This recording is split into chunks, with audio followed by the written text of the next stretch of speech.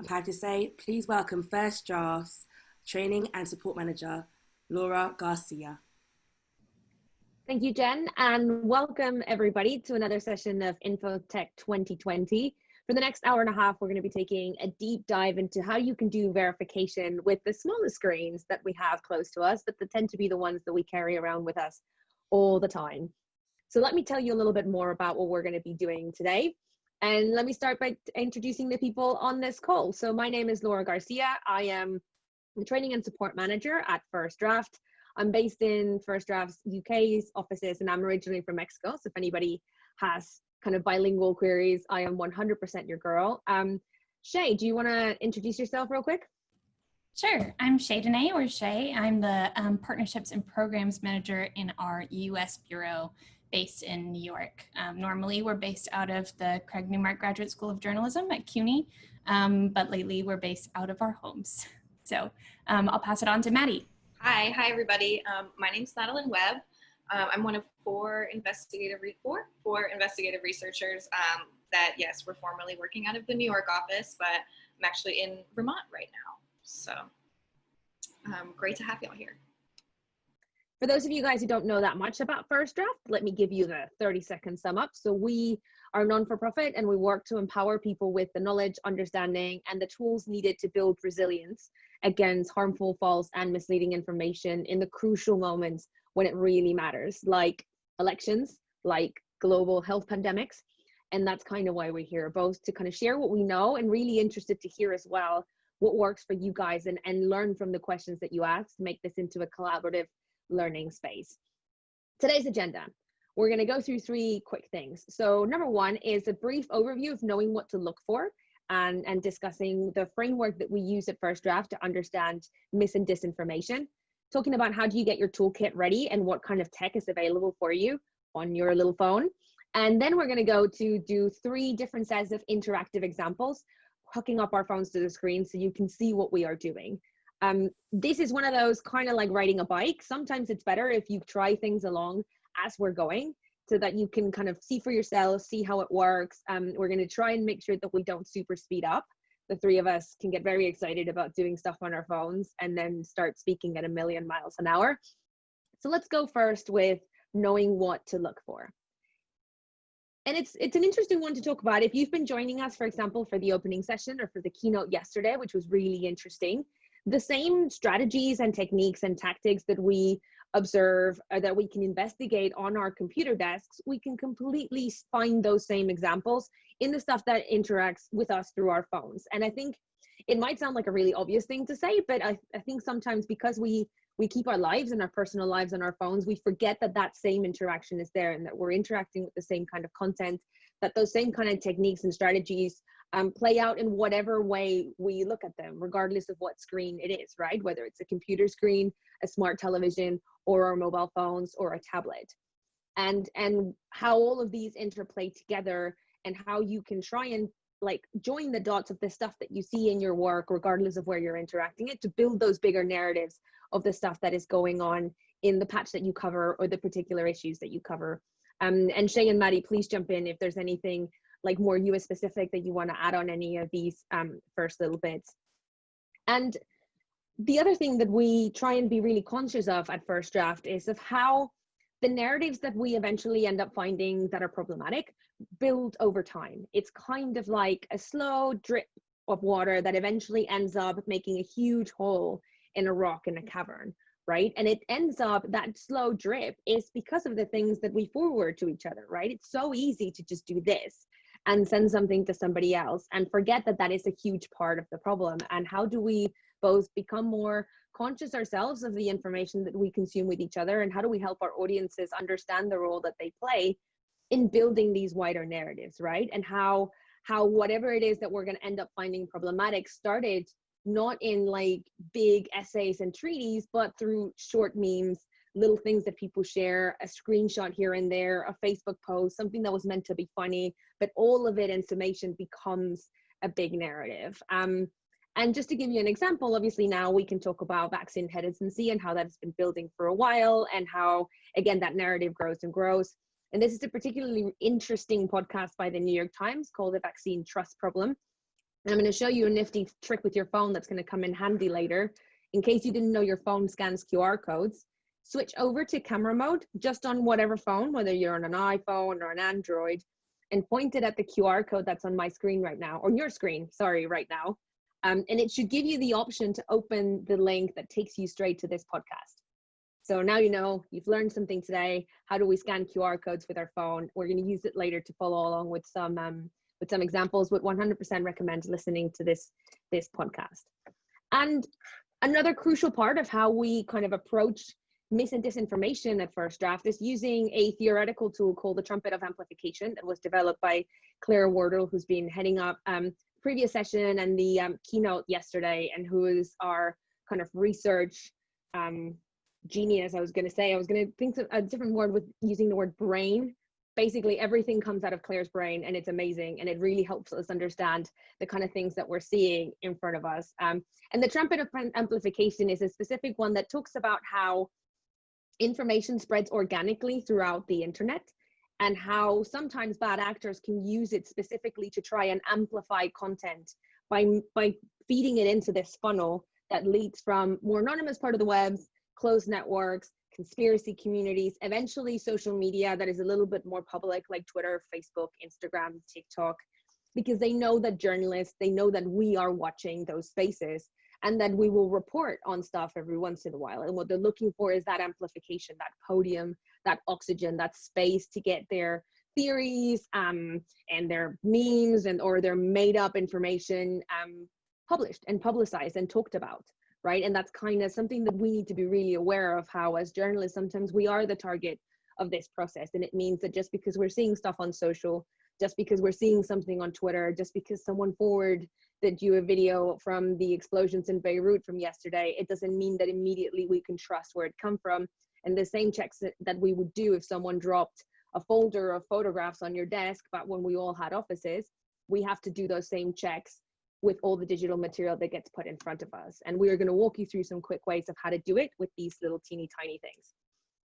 And another really good tool of how to understand mis and disinformation that has nothing to do with technology is from understanding how our brains consume information and how our reaction to information can be way more emotional than we think. And there's an excellent series on our website called The Psychology of Misinformation that walks you through some of the theories that really untangle why is it that we have such a complicated relationship with information that makes things hard to debunk or to correct, and why we're vulnerable, all of us, to this kind of stuff. So 100% recommend also reading that to kind of understand the triggers and the emotional triggers that take us into these kind of situations. Right, let's talk some tools, shall we? So just like you have to get ready before you go out to cover an assignment, we recommend these 3 steps to always keep in your mind, regardless of what kind of work you're going to be doing on your mobile phone. So the first one is set up your toolbox, right? The last thing you want, is to have to be downloading an app while things are happening around you, while you're getting pressured by your editors to cover something, while you have to be answering phone calls. You want to be ready, just like you pre-pack your backpack with 3 notebooks, 4 pens, and your phone charger. The same thing has to happen with the apps that you've got preloaded on your phone. And we'll walk you through some today. Number 2, document everything. Taking screenshots of stuff, sending them to yourself, sending them to a colleague, keeping track of your process if you're going along. I don't know about you guys, but it's very easy for me to start in a tweet and end up 20 Wikipedia pages later and on someone else's website, and I forget exactly how I got there. And sometimes just documenting the steps as you go along can help you trace back your steps and eventually kind of weave together the story of what it is that you were trying to look for or how you got there.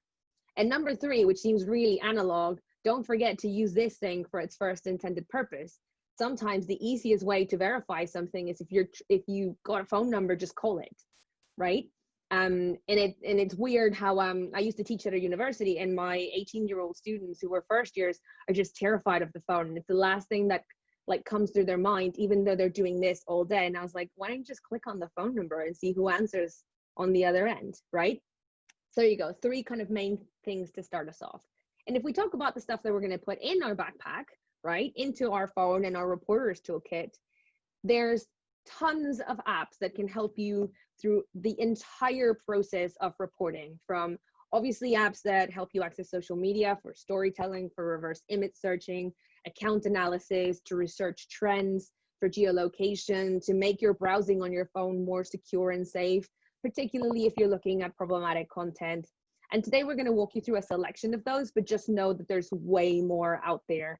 And it also kind of depends the kind of work that you're doing and what works for you. And like I said before, the last thing you want to do is wait for a situation when you need to verify something. You're in a place, your Wi-Fi isn't great, you're trying to download an app, someone's calling you, there's protests happening around you, you have to walk while you're doing this.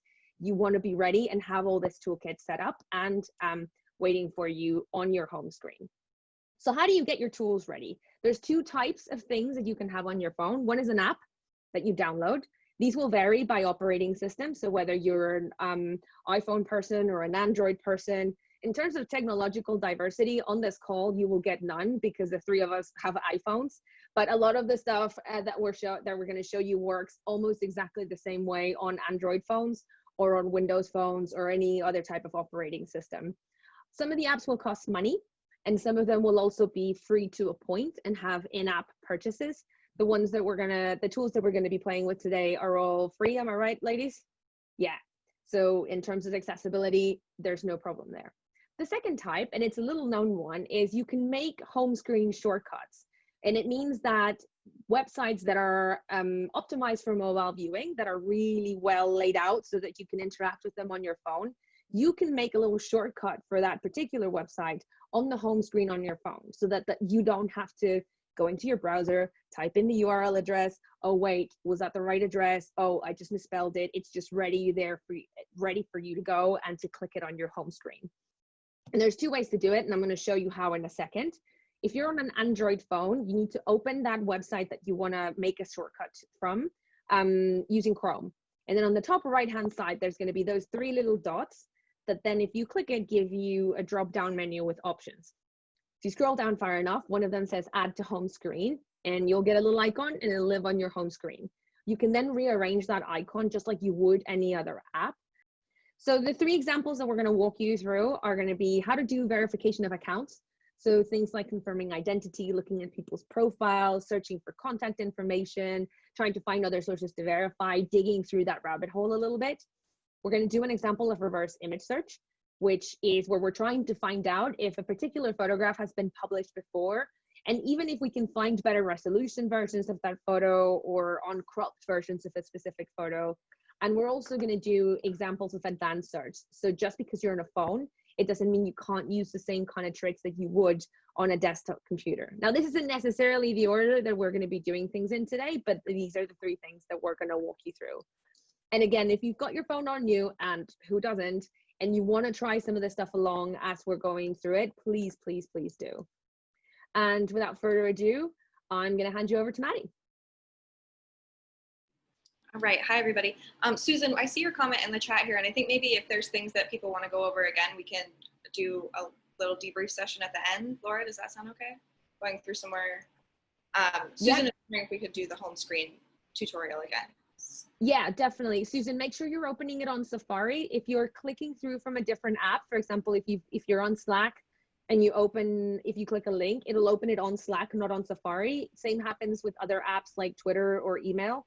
So make sure that you copy that URL and open it up on Safari so that you get that function. On iPhone, that is the only place where the add to home screen button comes up. We'll do a little tutorial for Android maybe later. None of us have Android phones, you guys, so that's just something that we can't show you how to do. But definitely on Android phones, you just have to open up on Chrome. So same like on iPhone, you have to open up in Safari. On Android, you have to open up Chrome, go to the URL there, then go through the three dots that open up the drop-down menu, and the add to home screen button is there. But this is something definitely to keep in mind for us to put something up on our website for later, showing those two side to side. We're going to move on to some just searching tips and tricks. A lot of these are going to be really familiar to people. Most of them work the same on desktop, but this is just sort of a reminder. Like Laura was saying, I often forget that my phone has the same capabilities as my desktop, and that we can use it the same way to do the same sort of work. So this is somewhat of just an exercise in reminding us all that we can be using our phones as verification tools. I found Laura, if you want to scroll to the next slide. I found that brainstorming what I was going to teach y'all was actually a really good exercise for me to think critically about what I do on phones and what tools I use the most frequently. So we're going to go over some things like quote searches and Boolean searches, which if you've taken any of our other trainings are the bread and butter of First Draft News. We love a Boolean search, so we'll go through that a little bit. We're going to talk about the Google search tools that are available to you on mobile. As Laura mentioned, we're going to talk about reverting to desktop, which is a really handy little tool and also a good party trick. We're going to talk about site searches, which I think Shay mentioned that she uses a lot in her work. And then Twitter searches is what I use all the time. And again, Twitter searches function the same on your phone as they do online or on your desktop. It's just, there's a couple of tips and tricks to what you can memorize, to what you can copy and paste to make the whole thing easier for you. We're gonna go to the next slide, perfect. Okay, yeah, I think I'll start. I'm gonna try to share my screen. Everybody fingers crossed, I'm in Vermont now, so the Wi-Fi has been a little questionable, but hopefully this will work. Yeah? All right. So quote searches is probably the thing that I use the most when I'm trying to do online verification. I use this on my desktop and mobile regardless. So essentially the idea behind a quote search is if you search for a phrase or a term or a word without quotes, Google is going to give you what it thinks you want to hear. So it's going to give you the results that they are predicting through a lot of sort of algorithmic stuff that is over my head, that they think is going to return you the results that you're most likely to click on. But if you put quotes around your search term, Google is going to give you exactly what you asked for. So for instance, let's see our example here. If we put in, I meant this when I originally typed this example out to be May 31st, and this was a typo, but then I thought, it's actually a good example because a lot fewer people are going to be saying election day is May 32nd. So if you type in election day is May 32nd, whoops, what you're getting is results about when election day is, results about, you know, election information in your area, because there's no way Google is going to think that you want information about May 32nd. They're not going to think that. But let's say there's a scandal in your area where a local fake paper is reporting that election day is May 32nd, and you want to find out who's been saying this. You know, it's on Nextdoor, and you want to know who's been saying this. If you put quotes around your search term, open everybody this desktop, then you're going to be getting exactly that phrase, which thankfully nobody on the internet has said. So that's a moment of joy for us all, that's one piece of misinfo we don't have to debunk. So yeah, this can be great. You know, I use this a lot if I'm trying to figure out who a particular person or organization is and they use like a specific turn of phrase, you can Google that particular phrase with quotes, and that it can be a good way to just start poking around places. I guess this is a good time to talk about Booleans. Again, highly recommend that you go to First Draft's website and read the full tutorial on Booleans because they get kind of long and complicated, but essentially a Boolean search string is just how you game the search operator that you're using, how you get it to give you the best results. So a Boolean is a particular word that tells the search engine a particular command. So and or are Boolean operators that I use the most frequently. So and will tell the search engine that we want this word, we want only results that are showing us this word and this word. So if I'm interested, let's do an example here. Hopefully the Wi-Fi will hold through for me. If I'm, oh, my Russian keyboard. If I'm interested in, like, my two favorite things in the world are chocolate and let's get this exact phrase, crossword puzzles, a little bit really thrilling life. Oops, puzzles. And I only want websites that are going to show me both of those results. I can use the and operator. If I am willing to get websites that are showing me information about either chocolate or crossword puzzles, does not have to be delivering the full package, then I can put or in there instead of and I'll get results for both. So quote searches, Boolean search operators, there are a ton of them. You can also use the not if you want results. You know, I want chocolate and crossword puzzles, but not What's something I don't like? I know it's very hot here. I don't like the heat. So I would like not warm temperatures, which is also something I'm going to put in quotes. I don't know what website I'm looking for. I don't know how I went down this path, but my dream website would be chocolate. You're giving me a result with chocolate and crossword puzzles, no warm temperatures. But this can be really handy for like, you know, I want polling place and my particular town. What are people online saying about polling places? And right now I'm in White River Junction, Vermont. What's the deal with polling places in White River? If I put in polling places in White River, there's a chance I'm going to get results about all of Vermont, or you know, maybe I get a result for White River in Texas. So then I can put in my little quote search, White River, Vermont, and I'll get exactly that result. So it's just, I recommend that you practice with this. It comes pretty second nature when you fiddle with it for long enough. And again, this all works on desktop. This is a great tip and trick just to have under your belt, regardless of where you're working. But yeah, recommend that you mess around with it for a little while. So the next thing we're going to talk about is the search tools on Google. So again, this is the same as it would be on desktop. Google gives you some, without having to navigate to advanced search, Google gives you some information just based on, or excuse me, some tools that you can navigate to without having to know anything complicated. So if we scroll all the way, is it still sharing? Yes, to the right here and click on search tools.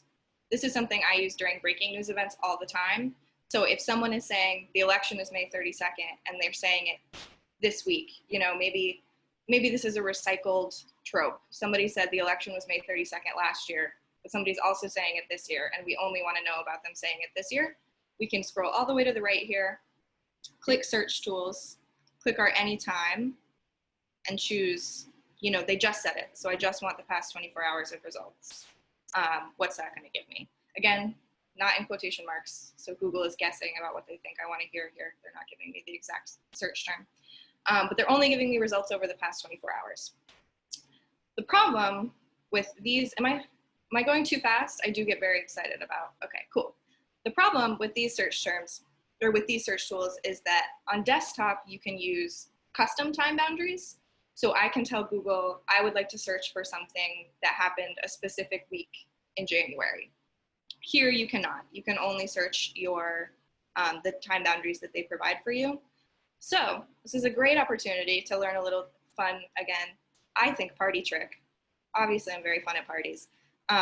Is if you go up to this the little A and the big A up in the corner here and click on that and press the button that says request desktop website, it's going to revert you back to the same way that the website would look on your desktop. And you can do this on any site. So, you know, sometimes there's websites that have functionalities that aren't available on the mobile version for whatever reason. If you want your results to look the same as they would on desktop, again, you're going to scroll up to this little A here, and then that's how you go back to request the mobile website. We can flip-flop as much as we want all day long. But the great thing about the desktop website is that when you click search tools in this function, you can use a custom range. So I can tell Google, I want a specific week in July, and I'm curious about what people were saying about, we want to look at what people are saying about coronavirus in January. You can do that by reverting to your desktop website. All right, and the last Google search trick I'm going to show y'all is site searches. So a site search is telling Google that we want results for a specific search term only from the specific site that we're interested in. To do that, you navigate, the way I do it, you could type it out manually, but the way I do it is navigate to whatever page you're interested in, come up to the top here, copy or cut actually, type in site : and then no space, your site. Oh, might actually work with a space, but I was taught without it, and I'm a purist, so I'm going to take it out. Site : no space, and then whatever your search term is. So I think I recommended that everybody look to see what we have written about Boolean searches. So let's see what first draft news has published about Boolean searches. There you go, Boolean basics. Everybody should make that into a little home screen app. I should do that, actually. Yeah, so that's great. You know, if you are out talking to voters and, you know, interviewing people in line, and somebody said, you know, I hear you need a photo ID, and you're like, I don't think that's true, and they're showing you some website that says you need a photo ID, you can go to your state government page, the vermont.gov, whatever it may be, do a site search for photo ID and see what your government has published about what these rules are. And then you'll have, you know, evidence that you know you can trust because it's on a website that you trust, supposedly, if you trust your government website. I do trust Michigan's government website because I recently found out that Ann Arbor has polling location line trackers. Completely unrelated, but that's my fun fact for the week, is that I think that's incredible. Every city should have it. So I trust the Michigan.gov site. So I would use a site search, Michigan.gov, and spread that information far and wide. All right, and then the last thing I'm gonna show y'all is some Twitter searching. Again, same thing that you can do on a desktop. It's something that I find that I do on mobile all the time. I think particularly because I'm constantly scrolling Twitter, and Twitter does that annoying reload thing where when you open it, you'll see a tweet and then it'll reload really fast and you lose it. But maybe you catch, you know, who posted it and a particular word. So we're gonna teach you how to recover those lost tweets.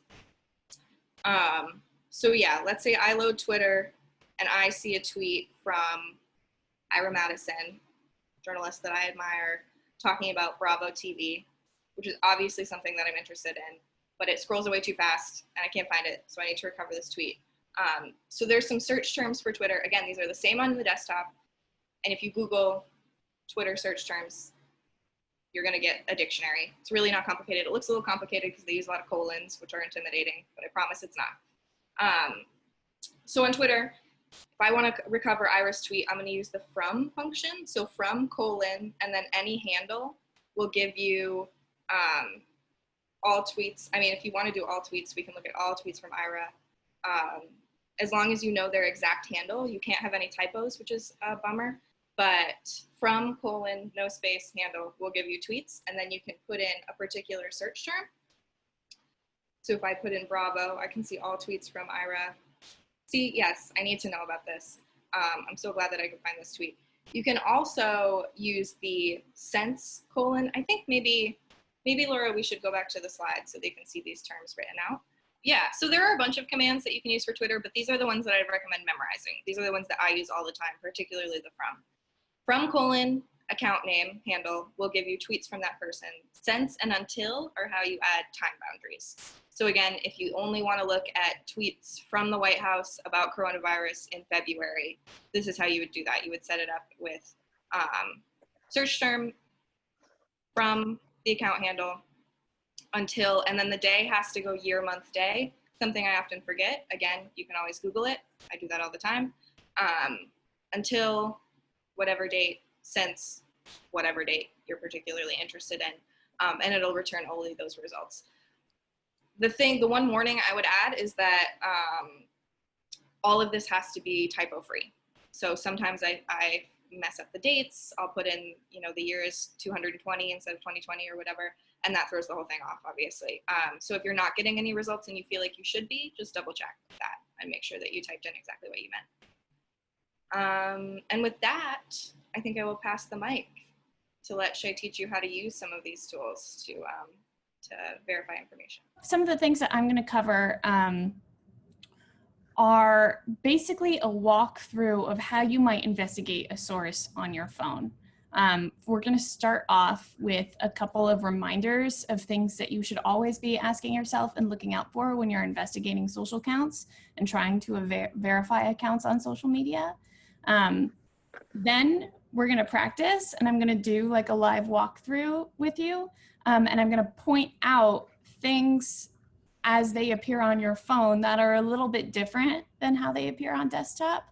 And then at the end, I'm going to show you one of my favorite apps that I have on my phone for verifying accounts. And of course, there are many more, and we'll provide some of those for you.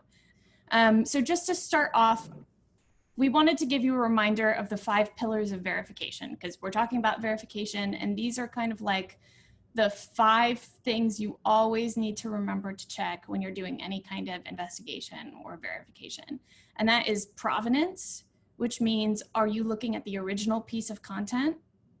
So if you see a meme on your phone posted by a Twitter account with a weird name and it looks suspicious, one of the first things that you should ask yourself before doing like a deep dive into who that Twitter account is and if they're a bot or who they are, where they are, is that piece of content that they posted original? Because if it's not original, if you do a reverse image search, for example, which Laura is going to show you later how to do, and we find that that photo is actually from a totally different place and it's from 3 years ago, then you might not want to do the deep dive into that account because you already know, oh, this meme is, if not fake, it's old, right? It's out of context, and that might save you some time. This is something we like to remind because at First Draft, we know that we often go down the rabbit hole of these little social media investigations because they can also be really fun and we have lots of tricks up our sleeves, but we also need to sleep at night. So it's important to save time. And then the other things are pretty straightforward. So source, who captured the original piece of content, date, when was it originally captured, location, where was it originally captured, and motivation, why was this piece of content captured? So those are the 5 pillars of verification. You can read more about them on our site, but they're the 5 pieces that you should be thinking about before you do any investigation. Press ahead, Laura.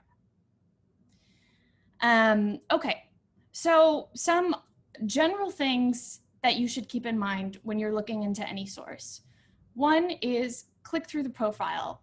Look at everything you can find about it. We'll show you some examples, but where do they say they're based? How long have they been posting? What is their actual Twitter handle or Facebook ID? What does their activity online look like? Reverse image search. So if they have a profile photo, doing a reverse image search on that profile photo. And checking primary sources. This is much like the reminder to pick up the phone and call people. This is something that we often like to remind journalists because sometimes when you're doing an investigation on your phone in particular or online, you forget that you need to have the same journalistic standards that you would have if you're doing an investigation of someone that's using like public records or you're making phone calls. There's a lot of bad and wrong information on the internet. So it's important to always check primary sources when you can. And then finding contact information. So if you can find contact information, that's great. That saves you a lot of time. You may want to do a little investigation before you pick up the phone and call someone when you don't know who's going to be on the other end of the line. So that's what we're going to show you how to do in this little piece. Next slide. So here's just an example of an imposter account and some things to notice about it that might tip you off that it's an imposter account. Number 1, look at the account name. So this obviously looks like it's from the BBC. The account name is BBC Breaking News. And then the account handle is BBC Breaky. That's a little weird. So that's one of our first clues. Another clue is the fact that this piece of content doesn't seem to have a link. They've included this picture that indicates to the viewer that, wow, there's some breaking news happening, but they don't actually link to anything that says that Boris Johnson has died. So that's a little weird for a news site, obviously. And then clicking through the account profile and looking at the previous tweets. So verifying, I think it goes without saying that doing this kind of due diligence on any source that you're looking at is important, but it's especially important when you're looking at something that's kind of like a little more removed from your own context and news world. So India Today actually fell essentially for this BBC News imposter account. And sorry, not India Today, but the Pakistan news channel Dawn fell for this fake BBC account, and they telecasted that Boris Johnson had died. And then of course, India Today wrote about that. But of course, that's sort of, you know, it's a different news environment. It's removed from their own domestic news. So it's easier mistake to make, but it's just a reminder that these are the kinds of checks we need to be making all the time. Next slide. So we went through some of these already, but the account handle, you could take a look at the time when something is posted. What is the app that they used on their phone in order to post it? This says Twitter for iPhone. So maybe that is a little strange for a breaking news site. It's not necessarily what you would expect an organization like the BBC to be doing in order to do their social media updates. And then a couple other things that you might look are when did this account join? So this account joined Twitter in June of 2012. I would bet that the BBC had a Twitter presence before June of 2012. So that marks this immediately to me as suspicious. And then also the following. They only have a following of 341. So that's a bit strange as well. And of course, their activity. So if they're responding to tweets with comments like, ha, ha, ha, ha, ha, ha, ha, that's also bizarre. Okay, so let's practice. So I'm gonna do this same trick that Laura and Maddy pulled off successfully and share my screen. Okay, so let's start with this website, personalcarephysicians.com.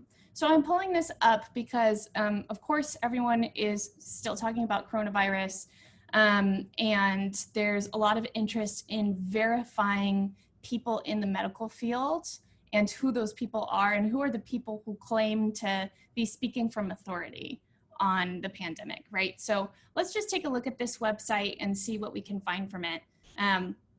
Now, obviously, if you scroll through this site, you can do a read through it. At the top, it seems like there's nothing that suspicious about it. Welcome to personal care, talks about access, confidence, peace of mind, their values as a clinic. And then you can also, of course, look through some of the people who are involved. But what I want to focus on today is the social media accounts connected to this, because that's sort of what we're talking about, investigating social media accounts. Now, often when you are looking for social media accounts connected to a site, they often fall at the bottom or at the top in a menu. So if we scroll down to the bottom, you can see they have some of their social accounts here. And I'm gonna click on Facebook because Facebook just is a wealth of strange things that are happening, and there's so much you can learn from it. And there's also so many different types of communities that are on Facebook. Twitter can be a bit of a bubble. There's a lot of media people. Of course, there's lots of different kinds of people on Twitter, but we find that for local monitoring at First Draft, Facebook is just a wealth of information. So I'm going to show you their Facebook page for this clinic. And I want to point out a couple things. One thing I want to point out is that if you're scrolling through this profile, underneath their About section is the page transparency section. Now, if you've come to a workshop with First Draft before about investigating Facebook, we often point people to page transparency because it tells you a lot about the page front up. On your mobile, you can look at page transparency as well. You just need to know where to find it. So on your mobile device, it's going to fall under the About section. And you can click See All, and that will take you to their full page transparency page. So a couple things, and I'm going to annotate this, a couple things that I look out for when I'm looking at page transparency are, one, when was the page, oops, I'm going to do a larger line. When was the page created? And did they change their name? Now, in this case, the page was created in 2012. That doesn't stand out to me as notable. And they did have a name change, but that doesn't really stand out as well either. Sometimes when you're investigating a Facebook page, these names here change drastically. And that can be because the account was taken over by another account and just used the following of that previous account to push out their new content.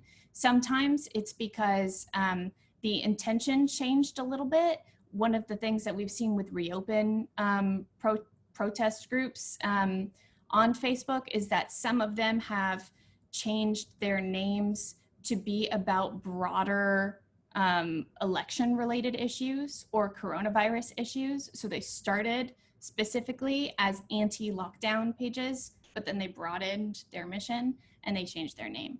So that's just one thing to look out for. If you continue to scroll down, oops, I'm gonna clear these annotations. If you continue to look down, you'll see people who manage this page. This says it's managed in the United States. That's not that notable. Sometimes it says things that would surprise you, like it's managed in Poland or it's managed in Costa Rica. And you're like, why is this page that's supposed to be based in the United States managed in Costa Rica? I don't know. Maybe it's worth looking into. And then the final thing is the political ads that are connected to the page, if there are any, fall down here in ads from this page. And this page is not running any political ads, but if they were, this is where they would show up. So now that I've shown you that, let's dive into some of the people who are connected to this page. So another thing I want to point out is on this homepage, if you scroll to the right here, you see at the very right, there is a button that says community.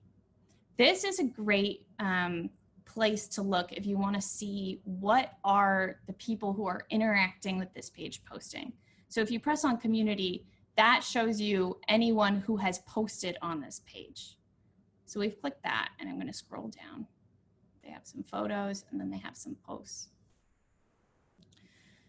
If you look at this, one of the first things that you can see is there are these two posts that mention the name Jeffrey. I like this page, Jeffrey. Thank you, Jeffrey, for sharing this page. That's interesting to me. I didn't see Jeffrey immediately on the website for personal care physicians. So I'm just gonna look at that comment. And you can see that Jeffrey seems to have responded and he's even left his email. So that's a clue that you might want to screenshot and document. Jeffrey Bark somehow is connected to the management of this page or is connected to the clinic in some way, and here you have his personal email. So let's look at Jeffrey's page. And just look for clues as to who this person is and why we might be interested in them. You can see that the first post says the government uses anecdotal evidence to mandate masks but rejects anecdotal evidence to allow hydroxychloroquine. So already immediately from his first Facebook post, we know something about where he stands on hydroxychloroquine, maybe where he stands on the government response to coronavirus. All of these things are interesting clues to us to help us understand the person. If you scroll down, you can see some related content, and you can also see that he seems to have a website of his own that's titled RX for Liberty. So I'm going to click on that. And one of the things that we noticed was that there are a ton of other social media profiles connected to this page. So you can see he has his Venmo here. You can also see he has his Parler account. That's interesting. Parler is a relatively new social media platform that some people have migrated to. His Instagram. And if you go here, you can also find his Twitter. And you can see from his Twitter bio that it says he's a concierge primary care physician in Orange County. So he identifies as a primary care physician, and you can probably find more information about that on his website. But like we were talking about before, some of the things that I would just point out to you to always be looking when you're looking into accounts is what is his name? What is also his handle? So you can see that he's used that RX_for Liberty as his handle.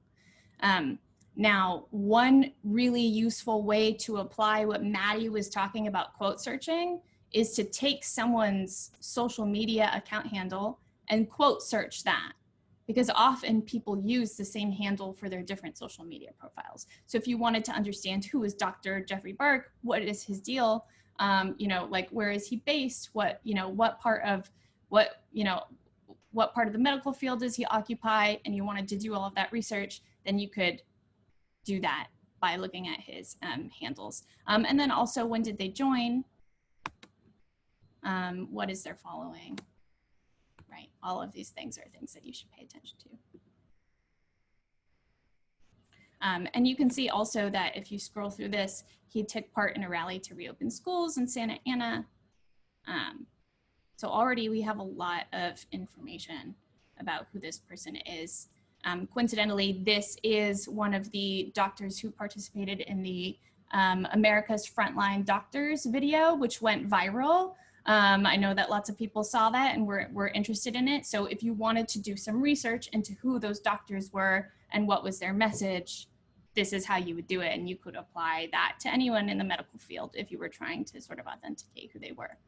What I'm gonna do is I'm gonna end by showing you an app that I love to get more information if I have a Twitter account handle. And that's called Twitonomy. And it looks like this little, if you see at the bottom, this little tweety looking blue bird. And this is available on desktop as well. And I use it all the time on desktop, but I love it for Twitter. And I love it for the phone as well, just because their phone app is so useful. And it's free. So if you download that, you can see this is how it looks like on startup.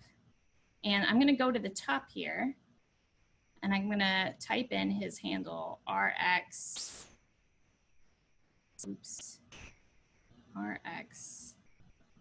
underscore for liberty buscar. And then I'm gonna wait a second, probably because I have other apps running on your phone. So this is a good reminder to all journalists who also probably have apps running on their phone to put those out, because if you're in the field, it will use up your batteries. But Twitonomy is really great because it collects a whole bunch of really useful information in one place. So for example, if you look at these tweet analytics, it shows you at the top here, tweets per day. Now, that is interesting because if you're trying to understand to what extent an account is automated, then you might be interested in how many times they're tweeting a day. We always warn whenever we talk about account automation and bots, we warn against making conclusions about whether an account is bot-like, because there are a lot of different factors that go into it, and how much someone tweets is by no means a measure of whether something is a bot. It's just one factor that you might look at. This person tweets less than once a day, so that's a big tip off. Another thing that can be an indicator of automation is how much do they retweet. So this says he has 431 retweets, and it gives you a percentage. It says it's 61% of their activity. If something says like 99% of their activity is retweets, that's a clue that something might be up with that, and that might just be running on some kind of automated system of retweeting certain kinds of content, right? And then it gives you other interesting things too, like user mentions, tweets retweeted. I'm gonna scroll down a little bit and show you some more things that I wanna point out. So tweet history shows you how much they've tweeted over time, right? And this goes back quite far. So you can see here that he's gotten pretty active recently. And because he's in the medical field, you might guess that that is because of the pandemic, right? But because of this scale, it looks like there's an interesting little bump here that might be pre-pandemic as well. Not sure, but that can be interesting as well. Then if you continue to scroll, it gives you lists of users most retweeted and users most replied to. Now, you might look at that and say, okay, so what, whatever. But actually, if you look at those profiles that they're connected to via how much they retweet and how much, who they're interacting with, that can actually tell you a ton of stuff about who they are, what their politics is, what their agenda is, so and so. So the nice thing about the Twitonomy app that isn't true, I don't think, on their desktop version, is that if you click on one of these people, it pulls up a little viewing box right there, like in a nanosecond, with some of this information. So you can see one of the people he retweets this most is this account called Lincoln Club OC. And they say in their bio, limiting government, lowering taxes, and expanding freedom in Orange County since 1962.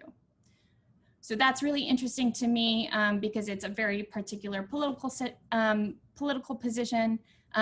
Also, if you were trying to verify where this doctor was, and you had seen that he was based in Newport, which is on some of his profiles, that is corroborated by the fact that one of the people he's interacting with most is based in Orange County, California. So that's something that that stood out to me as well. And then you can do this with other profiles too. You can see Trump is one of the people he retweets the most. Also, some of these other people, Bitcoin. This person is on the Orange County Board of Education. So again, and she even has an email attached to that, so that might be of interest. And then same thing with users most replied to and users most mentioned. It's important, of course, not to draw conclusions about why the person is mentioning these people. Maybe they're friendly, maybe they're also adversaries, right? Maybe they're people that they're getting mad at online, so to speak. So it's important to understand why, but taking a look, I think, gives you a lot of interesting clues. Ben Shapiro, right? Some of these other people. And then the last thing I'll point out is the hashtags most used. So this is really great. If they are a frequent user of hashtags, this tells you a lot as well, because hashtags,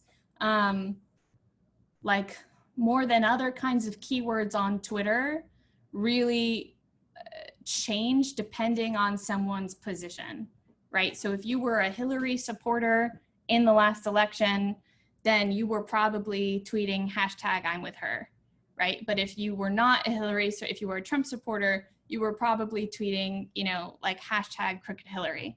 So because hashtags change so much depending on political position, it can be really useful to see what kind of hashtags they're using. And this person uses open the schools, open the states, liberty. And then if you click on it, it even shows you a little list of those hashtags in context. So I think that's where I'm gonna end. I know that that was a lot of information, but I hope you use Twitonomy. I find it really useful just for all sorts of quick snapshots of accounts and getting contextualizing information about them really quickly. Shaydanay has a question, says, does the app work well with private accounts as well? No, I mean, if a user has their tweets protected, you're not going to be able to get the analytics on them. Although, if you're friends with that person, you probably can. I would have to test that, or maybe test it yourself, because Twitonomy works by attaching to your Twitter account.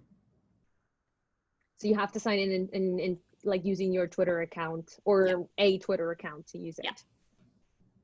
Excellent. Last example, you guys. And again, reminder that if you've got any questions, please drop them in the chat and we will have a look. 1 second, because again, getting baffled by technology. So the last one that we're going to show you is how to do reverse image search on your phone. And if you've come to any other trainings but First Draft, we kind of pontificate about reverse image search, about being an amazing, really quick first way of debunking a lot of content that we see online. Most of it ends up being just taken out of context and republished into a new narrative and all that kind of stuff. And you can use the same kind of tools that you would use on desktop, but on your phone. And when we're reverse image searching something, we are trying to find out basically three things. One, what is the earliest version of this photograph? So can you find it anywhere? Is it from 5 years ago and it's just being shared at a place?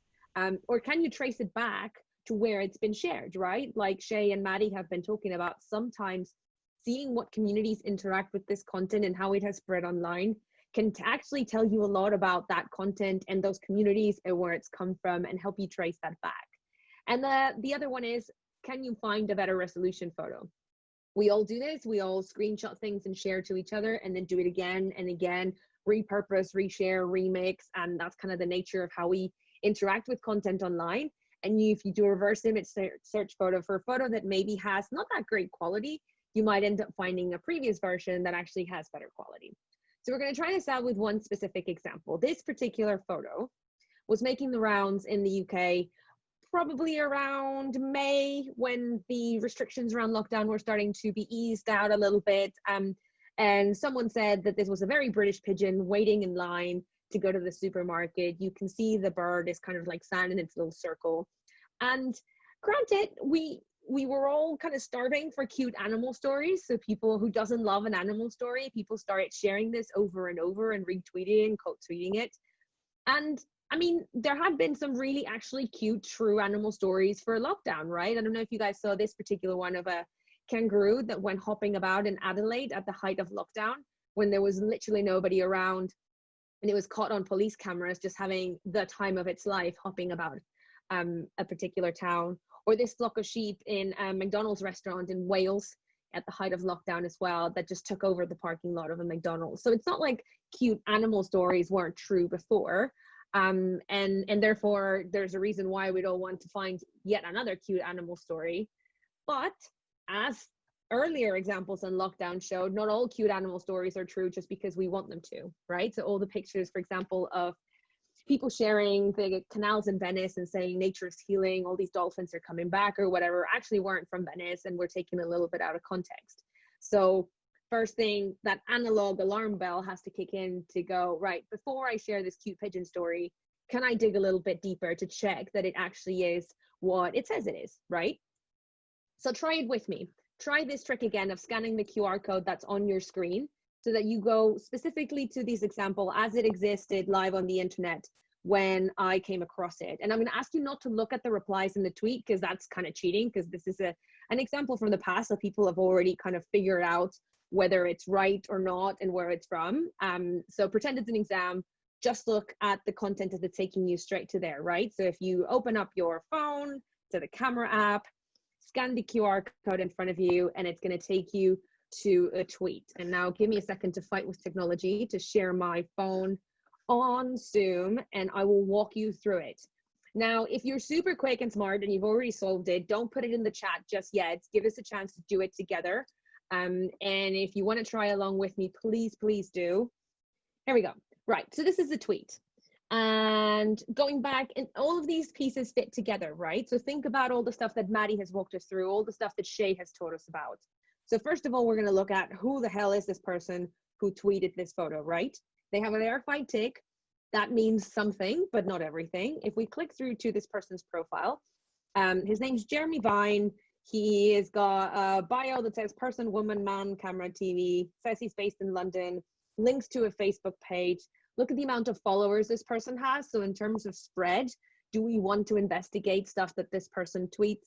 Well, actually, maybe, because he has quite a big presence online. And if we were to do a little bit of Googling, like Shay just showed you how to do, you'd find that Jeremy Vine is a TV and radio personality in the UK. He kind of straddles that line between entertainment and journalism. So people will take stuff that he says quite seriously, right? So going back to my little pigeon example, if he tweets out saying how utterly British this is and a picture of a pigeon waiting in line, a lot of people might be inclined to think that it is actually true. So let's find out, right? The first thing that you do is click on the photograph. And if you hold your phone down on iPhones, I think it's the same on Android, it'll let you save the photo to your camera roll. And that is the very first thing that I would do. Don't screenshot it, because then you're losing quality in the image, right? And then you'll also have like you'll screenshot it, but with all the account number. You can screenshot it for your records to keep track of how you did the process. But in terms of reverse image searching the photo, what you want to do is actually save a copy to your camera roll, right? So if I go over to my camera roll now, you'll see that the last photo that I've saved is that particular pigeon photo. Now, there's a couple of different ways that you can reverse image search. There's some apps that you can download. What I like to do, or my first point of call, is TinEye. So, TinEye is a website that you can find by typing tineye.com. And I have made it into a bookmark on my home screen, the way I showed you guys before, but I'll show you again. So if I type tineye.com in Safari specifically, if I'm on an iPhone, then what I want to do is, and let me see if I can try and use Shay's fancy annotating trick to highlight some bits. So what I'm looking for is this button here at the bottom. Can you see that? It's the one that has like a little square and an arrow pointing up. That means share. And that specific button is the one that has, if you click on it, once you scroll down a bit, the option add to home screen. And if you click that, then it'll let you add it as a home screen button. And you can rename it whatever you want, right? So you can say, you can call it the tool Laura said was good for reverse search.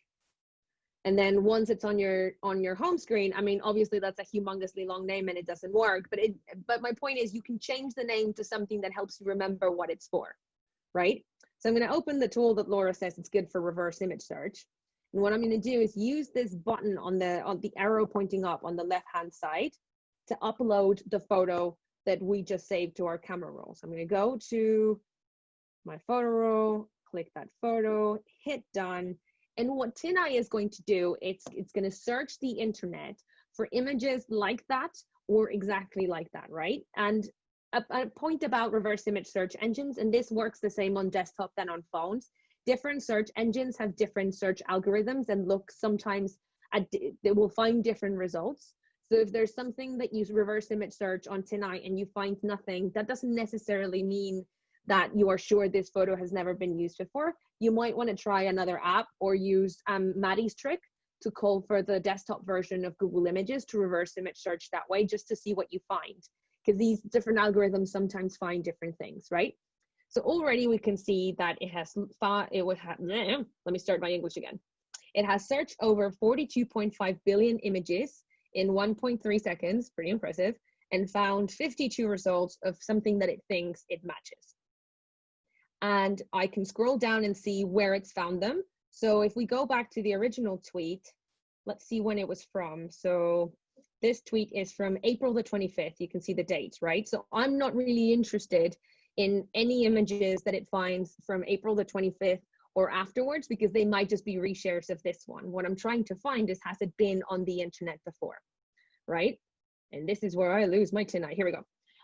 So that one's from April 26th. I'm not interested. April 24th, maybe. April 19th. So already it's not the early, like Jeremy Vine's post of it. And think back to Shay's 5 pillars, or like the 5 pillars of verification that Shay walked us through.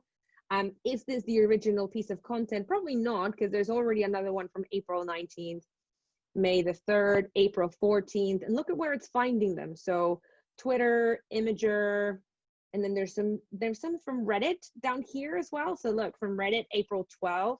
Let's just randomly pick this one. So this one's from Reddit, and it's going to let me compare my image to the image that TinEye has found. So my image is, hold on a second, come on, click on it. My image is that, and that's the match. And you can see, actually, if you stare at it really carefully, and always, always, always trust your brain more than any app, right? Always compare, always check, always verify that what they're finding is right. My image seems to be a cropped version of another one. And if I find a better resolution, that looks like a sign with some language on it. If I can find a better resolution, I can probably try and read that and see if I can use that to verify and geolocate where this image is from. Some of these other images that it finds already are comparing it to different things. And if you do enough digging around, you would figure out what a lot of the replies to the original tweet are saying, is that this photo isn't actually from the UK, it's from Poland. And you can figure that out through the language on the signs and finding the original post, which is from earlier on in April. right? And I'm going to just show you one last thing. So I want to leave at least 15 minutes for questions at the end. We have made you a little present, which is a dedicated app so that you can carry around not only the tools that we walked you through today, but some of the other ones that are really useful on mobile phone. And the link for the app has just gone in the chat, but I'm also going to put a QR code up on the screen and I'm going to show it to you. So it's this fancy little thingy down here that we've got, and the toolkit that we've built for you has different apps, what they're good for, whether they are only for iPhone or whether there's versions for iPhone and Android, and also whether they're a website that you just need to make a home screen button for. So for example, the first one is Apollo. It is a really good Reddit viewer for phones, but it only works on iPhones. The second one is called Brave. It helps you do some more secure browsing, and it has an Android and an iPhone version. And if you click on any of these, it'll take you to a little bit more of an explainer of why the tool is useful, the website, where you can download both the iOS version and the Android version. The other stuff that is on this fancy little app that we've made for you guys, you go down to the menu on the lower bottom side, you have Toolkit on the left, then How-Tos. And this is a collection of some of our most useful little walkthroughs of stuff to do, how to think about this information, how to verify stuff online, how to verify imposter accounts, how to talk to friends and family who are sharing weird stuff on your WhatsApp group, things that you can use to spot whether something is a bot or not, all that kind of stuff.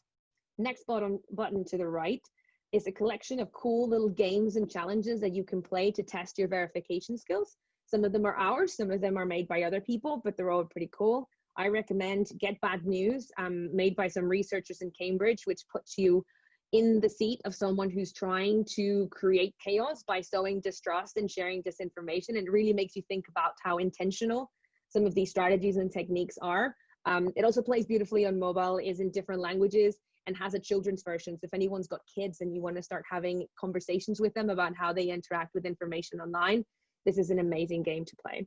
If you go to the navigation menu on the left-hand side, it also has a couple of other cool things.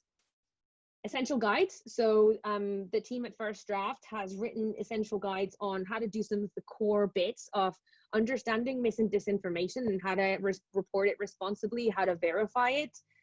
Shay's particular guide on verifying online information is awesome and has every single walkthrough you could ever need. You also have online courses that are available for free on our website. One particularly interesting one is this one, which is a text course where if you sign up, you'll get a free text message for 2 weeks with little nuggets of information and more things to read about. And last but not least, if you click on the little webinars tab, it takes you to a playlist with our most recent webinars on all sorts of topics. And if you click on find out more, it takes you to where you can see what our upcoming webinars are on our website and register for the latest ones to make sure that you don't miss out on any of the new training materials that we're putting out, whether it's around coronavirus or the US elections or anything else that comes across our desk. Send us your questions as well of the things that you need, that your newsroom is desperate for, and we will try our hardest to make tools and materials that are easy to digest for you guys to share with your colleagues as well. And that was a hell of a lot of talking. And we've got 12 minutes, if I'm not mistaken. So if anyone's, I want to add one thing before questions. That is just a note about ethics. We didn't put this in the slides, but this is really important. We've shown you a lot of tips and tools today for looking into accounts online. It's really important to remember that there are usually humans behind those accounts. And it's very important not to dox people and to be very careful with people's data. So anytime that you are looking into someone, screenshotting their information, identifying information, you know, these are things that we teach journalists because as journalists, we're supposed to investigate our sources and we're supposed to learn about who it is we're reporting on and to get background information, but it's not for then turning around and putting all that information in the public. That's called doxing, and it can cause a lot of harm. And I think it's also just important to understand that anytime you take those screenshots, that is data on your phone, right? And that's someone else's data that's on your phone. And so it's important to be really careful about that and to be thinking about your own privacy, because your privacy, you know, and holes in it also affect your sources. Just like in journalism, we talk about protecting our sources. Well, when you're investigating sources online, it's the same thing, if not worse sometimes. So I just want everyone to keep that in mind. Use your powers for good, not for evil. With great power comes great responsibility, right? To quote Uncle Ben from Spider-Man, is it? Did I just completely make that up? While we're waiting for questions, people in the chat are asking if there's a QR code for the app. Yeah, sorry, I totally said I was going to put it on the screen and then I didn't. So this is the address where you can get our toolkit on your phone or scan this QR code. Speaking to Shay's point on ethics and responsibly reporting and thinking about our sources and the impact of what we publish can have. Victoria Kwan, who's our ethics editor, has written a guide on responsible reporting, which is really, really important and teases out a lot of these questions that we should be asking ourselves as we do our reporting, but also within our newsrooms of how we address it collectively, how we keep this data, how we keep each other safe, and how we keep our sources safe. So I'm going to leave a QR code on the screen in case anyone needs a little bit more time to scan it or to get the app on their phone.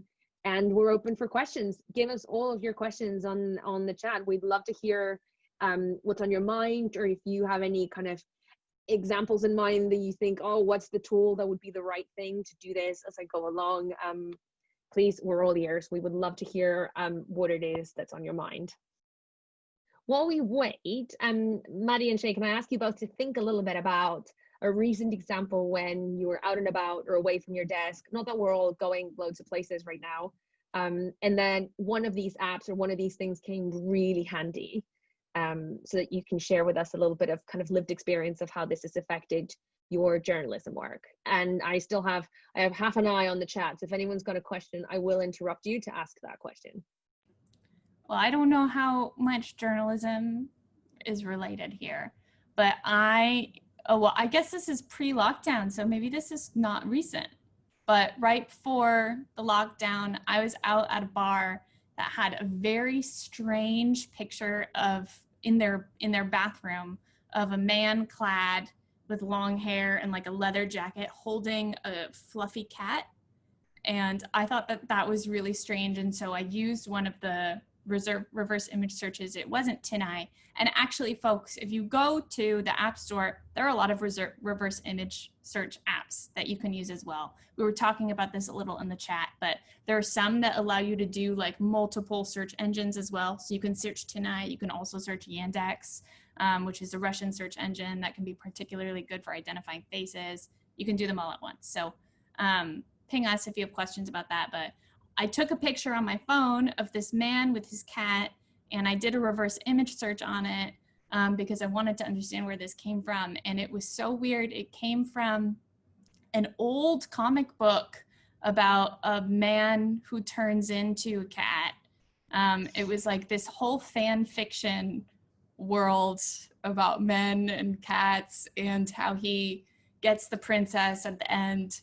And that was the artwork for that comic book, and I found like the author and the illustrator and everything. So that's one use of reverse image searching. For all of your cat-related fandom artwork. I'm going to throw you guys a question out there that's come from the chat. Do you have any recommendations for protecting information you collect on your phone? I unfortunately can't think of any of the names off the top of my head. There are some apps that are designed to encrypt screenshots and things that you can save on your phone, but I would just use this as an opportunity to plug that I believe we are going to be doing a follow-up for mobile security for journalists. So how you can make sure that you're not accidentally revealing your location online or things of that nature. And we will definitely include that in that roundup and make sure you have that information. Shay, is there anything that comes to mind on protecting information or like quick security tips of that nature? That is a really good question. No, I will, like in terms of screenshots, for example, I routinely do a purge on my phone of information that I think is sensitive or stuff I started collecting on sources if I was out and about. You know, normally if I'm collecting lots of screenshots, hopefully I'm doing it on my desktop and I'm saving it in a file or an encrypted file or whatever. When I'm collecting information about people, I try to never save it on something like Google Drive or something like that. Obviously, people use Google Drive a lot for work. You know, we at First Draft do too, but I try to keep that stuff off of the cloud and do routine purges on my phone or use a burner phone, of course. But that is a great question, and we'll be sure to address that when we do our mobile security session. There's another question coming from the chat that says, back in the day, we used mugshots for images of suspects or person of interest. What is the convention when using verified Facebook photos or social media images of suspects or subject of the story? So this is more about the ethics of using content that we find on social, and whether there's anything specific that we've come across in our work for that kind of thing. I think it's a tricky question. Again, I'll take the opportunity to plug Victoria's work because she has done some really, really good writing on this. She also, one of the things I found the most useful from her little write-up, it's pretty extensive write-up, was how to approach social sources. So if somebody is tweeting about being in an earthquake and you want to use their photo or whatever, use their video, talk to them, how do you do that while like also respecting that safety is probably their first priority and things of that nature. But I would say it's a tricky question because, you know, there's lots of conversations about what photo you're choosing to associate, particularly when it comes to crime. Like if the option is using a mugshot versus using a photo from social, when are you choosing to do that and why? So I would think really critically about why you're picking particular photos. And then, yeah, I think that there are some certain ethical questions, particularly if it's clear that the person has tried to protect their account. So if you're getting the photo, like, you know, if it's Maggie Hassan and it's her Twitter avatar picture for her government Twitter handle, that's different than if it's somebody who has come under scrutiny by the media and has clearly like attempted to protect their accounts and maybe didn't do a great job of it. I think those are questions that you need to have conversations about in your newsroom. And also in terms of, I mean, I'm guessing most people tuning in today are from the States, but for example, in the UK, the laws are a little bit different, and where that intersection between what you legally can do and what you ethically should think about are a little bit different, and stuff that newsrooms should be having conversations about. Got another question. What's your favorite way to store and classify links or images when you are doing a search? So if anything that you guys use particularly when it comes to workflow to help you keep track of what you're doing? I mean, to be honest, it depends on the extent of the research. If I'm doing quick research on someone, I will tend to store the images in a file on my desktop and collect links in either a text edit or a notepad or something like that. If I'm doing something that is longer and more drawn out and I want to document it, I have a number of apps that I switch between sometimes. I mean, I know lots of people know about Evernote. I find that that's a great one for extended research. I also have Scrivener, which is like an old school geeky thing for book writers, but I love that as well. I mean, you can really use any text document. It's just important to think through, like, where is that data being stored? Is it being stored on the internet? Is it being stored on your computer? Who has access to it? Yeah, I wouldn't recommend doing like long form extensive research on your phone. Like I think your phone should be for like if you're in the field or you need to do something quickly. But if I do have to do like an investigation that Shay walked us through, like on a particular person, I will sometimes screenshot my Google search history so that I can go back and figure out like how I got from one place to the next. But then I would recommend, if you want to keep extensive notes, transferring that information to desktop probably. Yeah, and in terms of screenshots, what I will do from transferring from my phone to my desktop is airdrop it usually. So I don't know what the Android equivalent is, unfortunately. We really need to do like a follow-up, Laura, a write-up on Android. For Android, yeah. For Android users, which we will do. And we'll talk to our editorial director about that. But yeah, I find that the quickest way is once you've collected all those screenshots, when you have the chance to transfer them, do an airdrop. So for those of you who don't know what that means, normally it just means opening up your photos, clicking the little share button, selecting them, you know, the share button with the arrow, selecting them. And then if your computer is hooked up to the same Wi-Fi and it's discoverable, then you can click on it and it will instantly migrate all of that stuff over the ether to your computer, and then I'll do a purge on my phone. Excellent. All right, you guys. Well, I think we have to start closing that out. Just one extra note on how do we interact with our sources online and all that kind of stuff.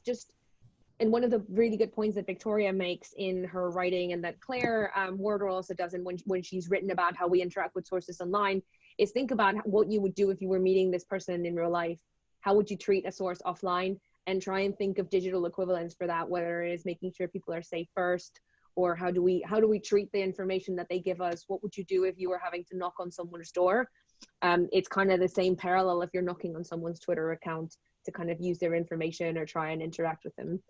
We're going to leave you with a little bit more of resources in case you're hungry for more. So number one, Shay and Maddy are part of our amazing editorial research team based across a couple of countries that produce these incredibly detailed daily and weekly newsletters with insights from all over the world, how disinformation narratives kind of like travel across countries, across languages, across borders, shape and more throughout time. And they are indispensable reading for anybody who wants to be up with the latest news from the space. So that's the link if you want to subscribe to our daily and weekly briefings, or you can scan the QR code that's on your screen right now.